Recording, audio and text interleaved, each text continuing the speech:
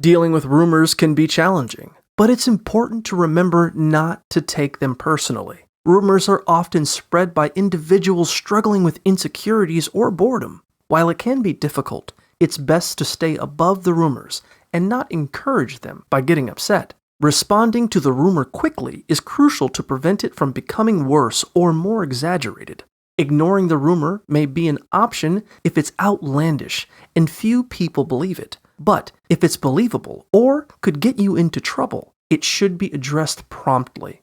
Finding the source of the rumor can help you understand why it was spread and prevent misjudgment. If the rumor was spread maliciously, try to understand the person and show them grace and forgiveness. Denouncing the rumor by proving it false through actions or the involvement of a third party can be effective. It's important to gather social support and have friends speak up for you.